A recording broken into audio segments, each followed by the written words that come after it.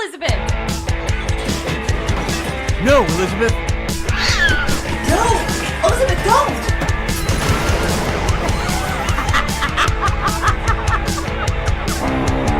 This is Left Unsupervised with Elizabeth Morales, your comedic host that's done it all. Actress, writer, director, producer, hairdresser, bartender, beauty pageant organizer, rock and roll PR expert, talent coordinator, bookkeeper, hostess, makeup artist, wife, mother, and general badass. Now listen as she interviews all of her favorite celebrities, doctors, and entrepreneurs that she's met along the way. This week, Elizabeth is left unsupervised with her guest, Jordi Vilasuso.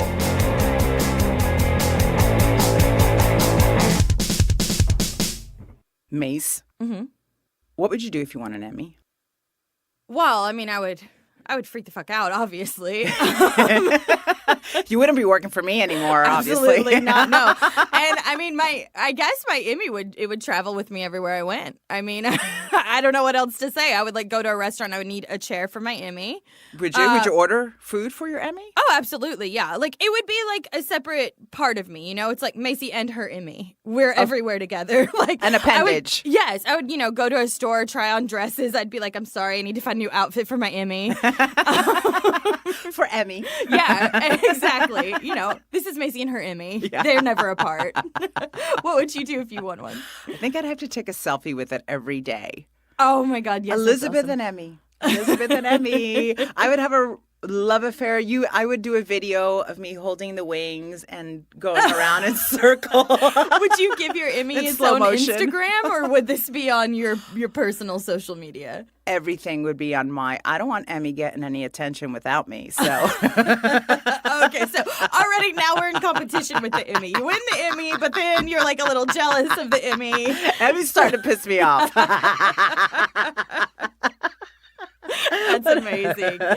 So, do you have an Emmy speech planned? If you won your Emmy, I feel like you've been prepping an Emmy speech since you were a young child. I think you're that kind of person. Yeah, okay, but here's the problem. Uh-huh. I do have an Emmy speech that I've rehearsed, throughout life. Yeah, for years and years. For years and years. But here's, because I forget everything, right?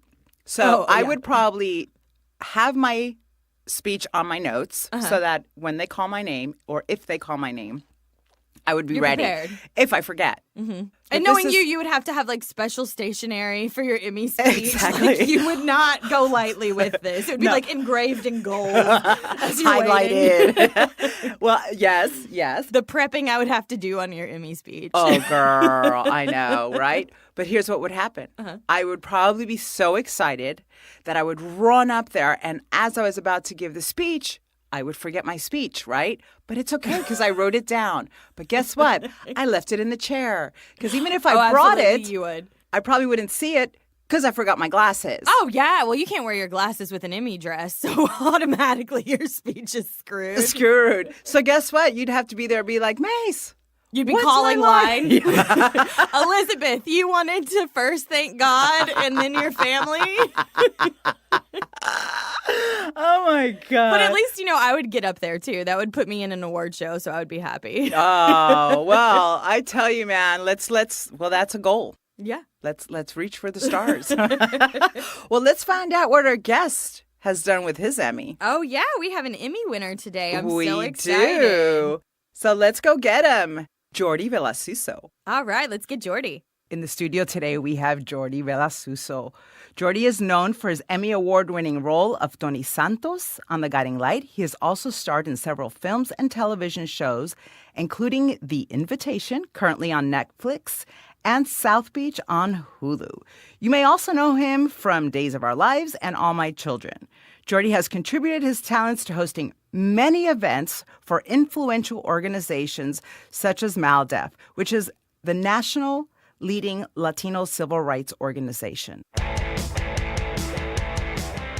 Welcome, Jordi. What up? So, Jordi, Yo. you're Cuban American like me. I am. I was born in Miami, which is the Cuba of the United States. Yes, it is. The little Havana of the United States. So tell me something. When you get upset, what language do you think in or speak of? Well, the first thing that comes to mind is coño. I know. The most famous Cuban curse word. Which, funny enough, I've said in auditions, and I think I may have even recorded when they're like, yeah, bring that Latino thing to this character. And I think I got away with it on daytime television one time because they're like, coño, I've never heard that word, but I guess, the authority or whoever was doing the censoring didn't say anything, so we got away with it. I think my friends in Miami even told me, they're like, wow, you dropped a coño in you. That was cool. Well, coño's so universal because coño is like... Well, you put coño su madre, coño la puerta, coño anything. You put it coño. Can't even be good. Coño! Coño! It's a great word. I love that word. word. Coño is a great word. Well, I definitely, when I'm upset, I have to say it in Spanish because it just doesn't feel the same, you know? Yeah, unfortunately, I am married to an American lady. My lady. Me too. I'm married to an American. Exactly. So the Spanish is it has become a little in the background. But however, my daughter, who's 5.5, Riley, she's dying to learn Spanish and is constantly asking me, like, because I didn't bring them up like it wasn't like one parent spoke Spanish and the other one didn't. We were just learning how to do this parenting thing as fast as we could. So you didn't? I Oh know, my God! and Your we have our parents must be friends. so, They're so upset with you. They're so upset, but they're in Miami, so it's Yeah, my son doesn't speak Spanish. He doesn't? either. No. And it's funny because when I talk to my family on the phone, my husband's like, what's going on? What happened? And I'm like, nothing. And he's like, well, you were kind of upset. And I go, no, I was telling my aunt I love her. What are you talking about? It's just we're just passionate people. What can we tell you? Yes, we are. Does he want to learn Spanish now? Is he interested? Okay, so guess what he's taking? He's starting high school next Awesome. year. And I he's saw that on take... your Instagram. Congratulations. That's beautiful. Thank you. You have 2 little beautiful girls. I do. How old are they? 5, and she'll be 2 in July 15th. I know. So delicious that So age. delicious. I'm embarrassed to be seen with you now. And my son doesn't want to learn Spanish. He's learning Chinese because Well, that that's is cool. the business language of the Good for world. him. And he's very business minded. Good for him. I know. And He's smarter than congrats me to now. you. It's a little bit scary. You must feel good about that, though. He's I don't like, know. I don't win many battles because Well, there you go. he brings out the real information. Yeah? Yeah. It's Good. so funny. That's part of it. Oh, my God. So, Jordi, tell me, when did you get the acting bug? Right when I came out of the womb. Did really? Yeah, You were just... I think I was just a very, going back to our Cuban roots, they used to call me el jodedor. Porque jodes tanto? Which translates in kind of a weird way to mischievous, I believe. I was the little devil, always seeking out attention, being the middle child. You were a little devil? I just see you as like a little halo. No, girl. No. That came with parenting. I'm a Gemini, by the way. Oh, hello. Okay, hello. so you have the halo and the horns. Exactly. There's two little guys on each shoulder. Always combative targets, and I'm towards always talking to like, each all other. right, folks. But yeah, I was always seeking out attention. Always was so inspired by cinema at a young age. Was grateful that my dad would take me to movies, and then I'd come back and just reenact them, close my door, do it in front of everybody, Perform for the family. And then it was they opened a drama club at my Catholic school in the 6th grade, and the play that they did was Pete's Little Luncheonette of Terror. I couldn't sing. I still can't sing. But I went on stage and I landed the role of Pete. And then I kept bothering my parents. I was like, I want headshots. I want to go out. I really want to do this. So they did. And God bless them. They really supported me and took care of me. And I got my first, I started in the Florida market. So I did like whatever was around. I did like Unsolved Mysteries, America's Most Wanted. And then I did a movie and I did commercials. And then I did a movie with Seymour Cassell, Thomas Guiry, produced by Robert Flax and directed by Bob Goss, which was shot in Florida, and then I started going from there, and then I came out to LA when I was 12 to get an agent. I got an agent. I went back to Florida, but my parents weren't ready to send me off at a young Well, age. hello. I was just going to doctor, interrupt you. Go, wait a minute. At 12, you came like what? Cuban parents. Yeah. So there was a woman who's still like my Florida representation. Her name's Marjorie Morhaime, and she kind of took me under her wing. And she was a casting director for Miami Vice, and she had like a children's acting workshop that I took. And she said, "Listen, I think your kid's really talented. I think you should come to LA." So I was lucky enough. My first agent was Bonnie Likey, who was Leo DiCaprio's first agent. So she was mine. Sweet. She went off into management now, but Bonnie still hollers me on the Twitter, and I love calling it the Twitter, the Facebook, The Twitter, the you know, Instagram. what the hell? Is it that the Latino thing or is it the aging thing? It's I don't know. I think it's the ridiculousness of it all. It's like, there's a little ridiculousness of it that I'm just like, Do you have a love-hate relationship with social media? More hate than love. But yeah, I think I have a little bit of that too. It's a very, I didn't go through, my wife is 5 years behind, younger than me, and I didn't follow that wave of jumping on that, to my benefit or to not. I don't know, because I think I have a healthy kind of perspective on social media.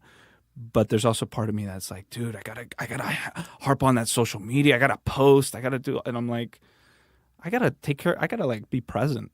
I gotta take care of my family. I gotta enjoy this beautiful. I gotta be and the one thing I will say about it is that everything can be half full. So you can have like a creative outlet with social media, or you can give back in a good way. I think you can inspire others on social media, which I'm like, thumbs up.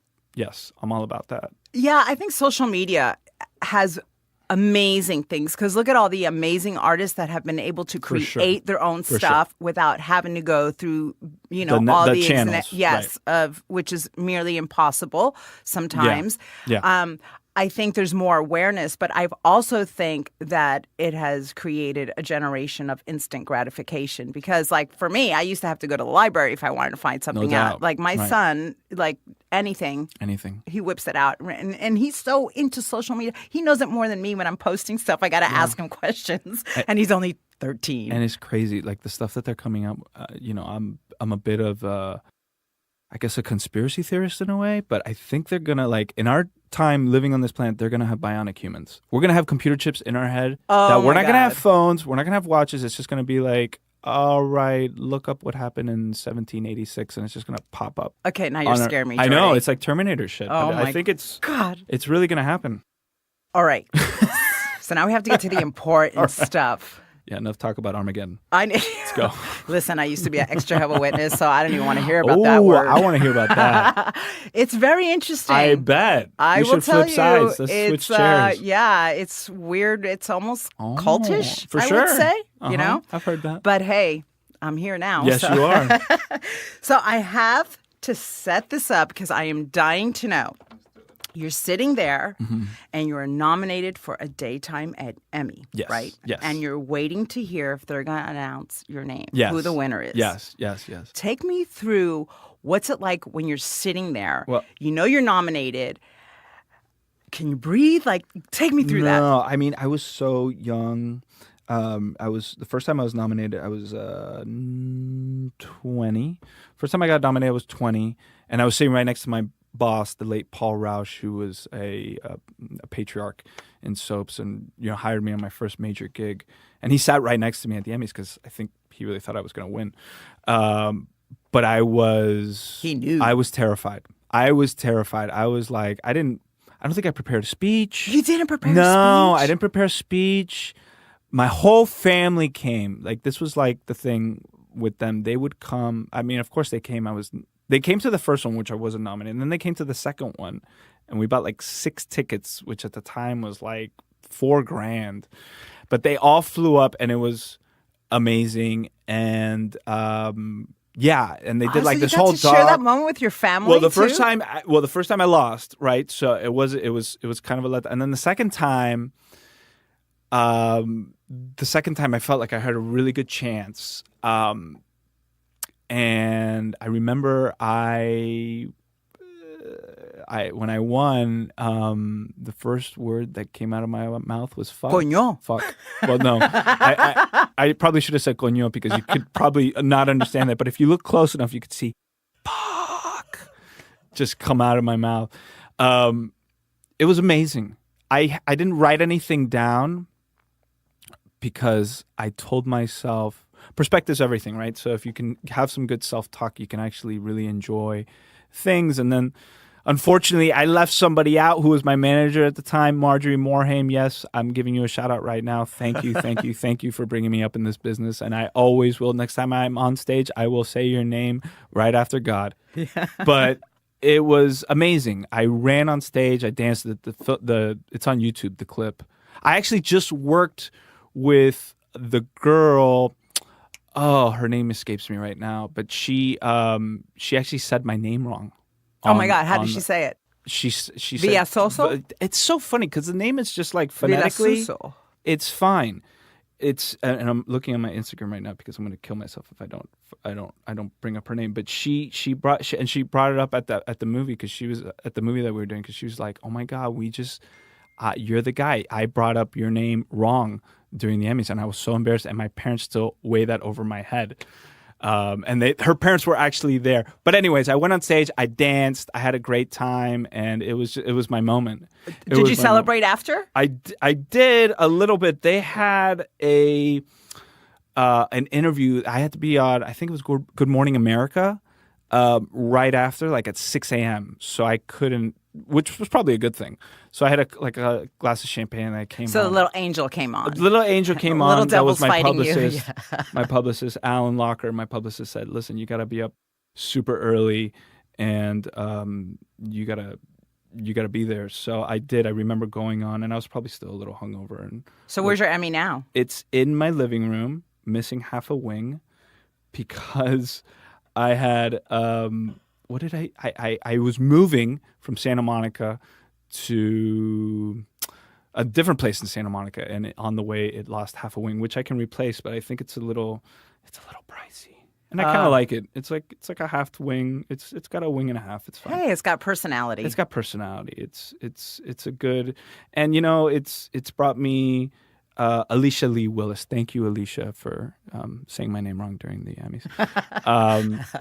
But it's brought me a lot of joy, and it has that little, on my resume, he's won an Emmy, which is really nice. That's awesome. Yeah, it's cool. Really nice. So for our listeners who aren't actors, which I'm hoping are for sure, mainly all of them, they probably have no idea what it's like to be on a soap. Yeah. How much pages you have to memorize if you're on a front burner story, what it involves, what the hours are. So can you tell us a little bit about that? Like how many pages when you're a front burner story do you have to memorize in one night, which is a nightmare for me because I'm dyslexic, so I can't even imagine. Right, and I was telling you earlier that my friend John Sheck is like doing this whole thing on Instagram, going full circle, like putting that on the forefront, saying how he discovered dyslexia really was. He didn't know what it was. He was misdiagnosed and had a hard time memorizing lines. But anyways, with soaps, it depends, right? Right. So soaps are the closest thing to a 9 to 5 in entertainment, in television, I should say. Timing is, the budget. They wanted close sets. On days, they wanted us a hard out by I think 4:30. So girls would come in starting at 5:30 for hair and makeup. Guys, we don't take that long of a time. Thank God. That's a long time. It depends what guy you're talking about. That's true. I'm sure some That's guys. True. Some guys do. Some guys do. But so it's like you go there, and I've had anywhere from, I think the most I've ever had was probably 45 pages in one day. Oh my God. Oh my God. No, actually probably more, 60, because we did tape 2 shows in one day. So I've had, and it usually depends. It could be anywhere from 8 pages, 4 pages to 60 pages. And you get it a week before usually. So they give you some time, and it becomes a muscle. So I'd say, and I remember Ricky Paul Golden, who's done a lot of stuff, fantastic actor. He's been in this business for a long time. He told me when I first met him, he's like, establishing a character, getting back in the rhythm of a character usually takes 6 months. Right. So. And you don't get a lot of takes either. No. On soaps, how many takes? 2 tops, right? Maybe 3? I mean, listen, if you have some serious emotional stuff that you're really working to get there, they'll be cool. they'll be cool. And if your story's a front burner story, like they're really writing for you, they're gonna be like, yeah, let's do this, let's rock and roll. And everybody's really cool about it. But for the most part, you just show up, you make some choices, have fun, and let it ride. And it usually works out. Now, let me ask you, do you have to be physically fit on soaps? Because all you guys are all shredded looking good. So I know that's probably on your contract. No, it wasn't. I guess they just kind of, they were just like, yeah, he's going to be fit. I mean, he's pretty vain dude. I've kind of kept up a regimen for myself. From a young age, I enjoyed working out, and I still very much do. It's like, kind of like I worked out this morning, and I'm feeling fantastic. So it's, God, I'm proud of you. We're pretty early here. It's kind of like my morning ritual, my ritual for life, to stay fit. Whether it's right now, I'm in the realm of yoga. I'm actually on my way to getting my certification. Ooh, yeah, I'm crazy about it. I've been crazy about it for a long time, and it just kind of spoke to me this year to kind of get certified and kind of seek out what that would be like. Have you done that? Bikram? No, I did core power yoga. I've done Bikram. I can't even imagine. Bikram's too much for me. Core powers actually takes a lot from Bikram, and it makes it boils it down to an hour, and it's a much easier sequence. And is it still as hot? Yes, it's still. I don't know if it's as hot. I mean, Bikram's really hot. Yeah, I know. Like, I've been one of those dudes that had to walk out because I was just like, that was me. I might die, and I'm not ready to let go. I'm not ready to go there. Shavasana is symbolic to me. It's not literal. So I've been doing that, and yeah, for soaps, of course. Like when it comes, like I always like if the scenes are up that he's gonna take off his shirt, I'll work extra hard. And you could do so much shit. You could ask makeup, hey, give me a little cut here. You get a little tan. You look spectacular. Oh God, give me the number for the spray tan girl. I want to have some abs. I learned that from other people. I was just like, how did you get so? He's like, dude, I had him paint on some abs. Whatever. Don't even sweat that shit. I was like, all right, that makes sense. It's like no shame right now for me. And I've learned so many tricks from females with this whole makeup thing, with everything. Is like, as I get older, it's like, what is that going on there? I'm going to ask my wife if I can take care of this. I'm the contour queen. Let me feel tell me? you. It's like, look at this chiseled face. Look you at think you. it's natural? Oh, yeah. It's all contour. Jordi, now on a personal level, like, how do you feel about Latinos being represented right now? Do you feel like there's more roles for Latinos? Has it gotten better? Do you feel it's the same? How do you feel about that? I feel like if it's directly, like if it's a Latino story, that's great. Like different stories should be told, like across the board, especially what's going on now. Like there's going to be so many stories that come out of what's going on right now.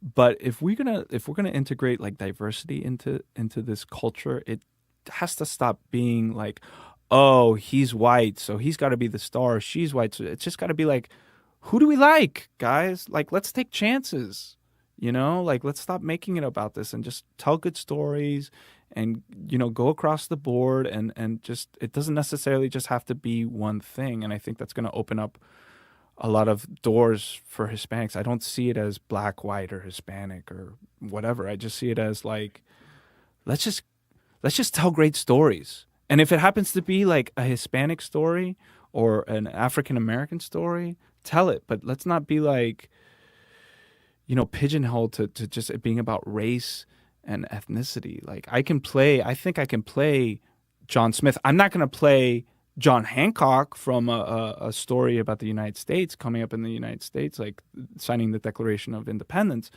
But in this day and age, there are women and men who have Latino heritage in their background.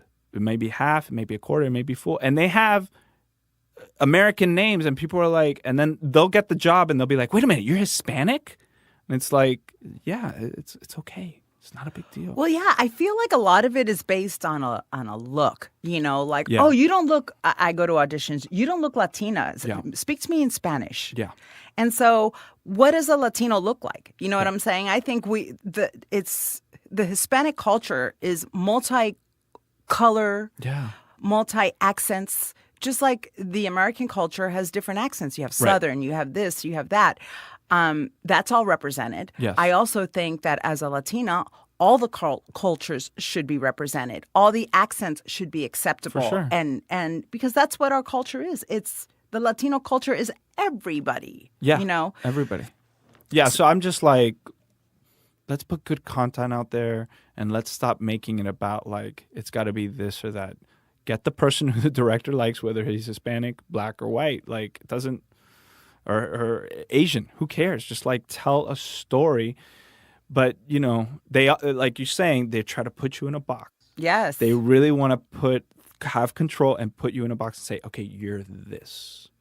Yes. And that's a hard, you know. That's And this is me. I am right. like, I don't want the box. Get me out of the box. Like yesterday, I had my manager find.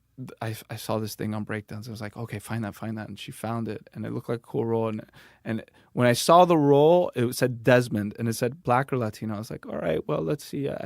Desmond, I don't know what they're going for there, but she sent it to me, and then I started reading. I was like, first 2 pages, I was like, oh, okay, that's fine. And then the second page, he like went into this Jamaican accent. I was like, I can't do this.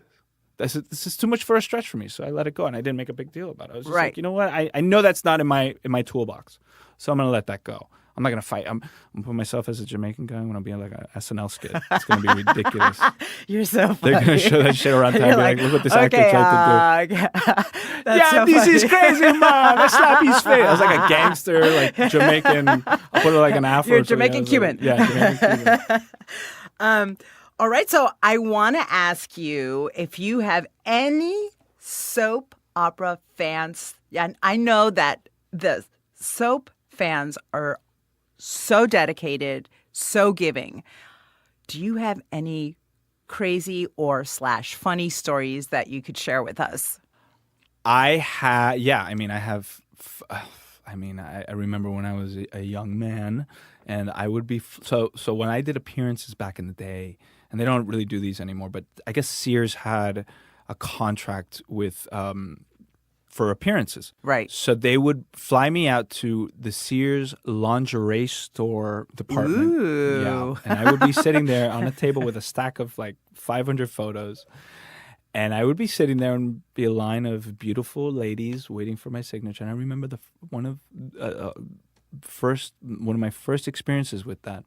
This mother and her beautiful daughter came, and the daughter was, God bless her, she was shaking and she was crying. And she couldn't really speak. And the mother was like nudging. She goes, "Babe, come on, honey. You say what you want him to do." So, and the daughter, like in a shaking voice, would you sign my panties? Oh. And the mother just looked at me with this smile, like all full tooth grin, just like, yeah, you're gonna do that. Did mommy want her panties signed too? And no, she didn't ask her. Just the daughter. So I was like, this cool. Here's your panties. Just take them. Just take them. Aw, Yeah. she must have been such a proud mom to bring It her seemed daughter that and way. her panties. It seemed that way. It seemed that way. That would not be going down in my house. Jordi, but, yeah. if you had the choice Yes. of any actor that you could work with, who would it be? There's a lot. Right now, I mean, Hopkins is getting really late in his years. I think he's 80. He's just the quintessential master. Ben Kingsley as well. Russell Crowe.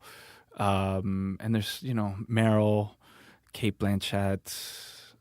Cate Blanchett. She's just awesome. so great. There's so many, and it's great. People that have longevity in this business, for the most part, even people that you think like, oh, I'm working with so-and-so. It's like when they come to set and they do their magic, it's like, you're like, yes, you are able to do great stuff. It's just that the business and whatever you've gone through has put you in this box. Because I've seen people who you're like, oh, that's not but then you work with them and they're like, you're pretty good. You've actually, you can create. There are so many creative people in this business that they're like, you give them the chance and they work. I'm not saying if you don't do the work, you should be given a pass, but I'm saying No, you gotta, when they work, yeah. you got to earn it, right? Yeah. But when they come and they're doing their thing, I've been very pleasantly surprised by talent that the media or whatever time has given them a bad rap. So I'm a big believer in second chances, and the comeback story. Ooh, love the comeback story. I love the comeback stories too. So many good The ones. underdog is my Yes. favorite. The underdog. Yeah. Well, Jordi, I am going to play a little game with you that we play with Love it. all our guests. Okay. And I'm going to call in my producer, Macy, What up? and let her explain the game to you. Do it. Hashtag fake news. Okay, Jordi. Well, I am so excited to play fake news with you today. Let's do it. All right, so what we're going to do is I'm going to read you 2 news headlines, and one is real and one is fake, and I'm going to have you guys pick out the fake news. Oh, I got a drum roll. All right. Let's do this. You ready? Let me just tell you, Jordi, you're going down. You know why? That's not Because true. I've lost 'Cause you've read the every news. time I've played this. She's not a winner, this one. All right, news headline number 1. Okay. Florida woman shot husband in testicles for trying to take air conditioner away from her. I'm going to let you guys think on that one. Okay. He took the hair conditioner away from her. The air Air. conditioner. Air conditioner. Yeah, it was my southern accent creeping in there. Ooh. Florida woman shoots man in testicles for taking air conditioner away from her. Okay. Okay. All right. News headline number 2. Doctor finds boy's missing hamster wedged into 500-pound mom's back fat. Which is the fake news? The testicles or the back fat? Well, being First, from I have to. I almost threw up. Okay. yeah, both were pretty. I mean, I got visuals on both. Yes. I mean, Well, that's what we're going for here. Okay. We like right, big yeah, visuals on the show. Big visuals, oof, and hair, and just Oh, terrible. God, Jordi. Oh, low hanging fruit. All right, Okay. sorry. So I'm going to let my guest go first. Which is the fake news? Well, being from Florida in the summertime, That air conditioner is very important to you. I mean, I would shoot somebody in the testicles. So I'm going to say that's not fake news. Okay, so that's the real news. That's the real news. All And right. The back fat, hamster, 500. Yeah, that's Fake fake news? Fake ass news. Okay, Elizabeth. Well, listen, I'm from Florida, so the testicle things is right on. I mean, Right. plus And anything crazy shit goes down in Florida. It's always Florida. Crazy. It's Always. like I remember, like I've seen on my news feed, like this shit happened in Florida. It's like, of course, a guy yeah. tried to eat somebody's face on the freeway in Florida. Like, of course that went down in Miami. Where else? All right, Elizabeth, so your final answer is Florida. Florida is the real news. Real news. Oh my God, she won one. What? I've got 2 winners Yes! today. This is the first time Jordi, this has ever you're my happened. Cuban connection, that's baby. right. We did it. I cannot believe it. I'm in shock. Hey, it's that Cuban flow. The Cuban Right? flow is happening. You guys are on today. Coño. Wow. We did it. Look at that. We did it. So did you make up the back fat story? You made that up. Well, I did a lot of Googling. Okay. And Google helped me make Oh, up the so back the- fat so the- story. they- Yeah. It was a rumor on Facebook, That's but a it good was one. not true. That's a good one. That's a good one. Oh, my Oh, God. well, I'm so proud of you guys. Yeah, me too. We're winners. Thank What's up? you. Winners. And thanks for playing with me today, guys. I loved it. I Thank you, will Macy. catch you next week on #fake news. Woo!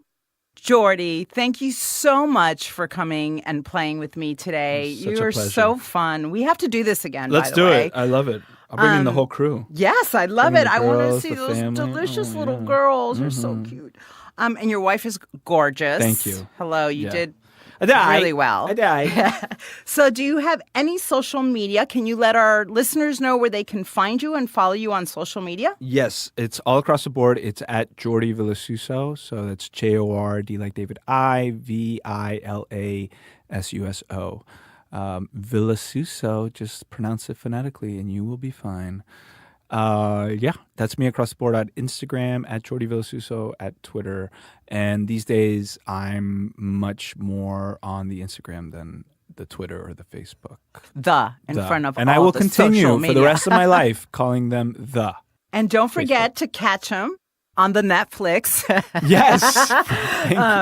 The Invitation. The Invitation. Amazing. Yeah. And also on the Hulu, South South Beach. Beach. Yeah. All right. This is a question I asked Yes. all my guests. Last question.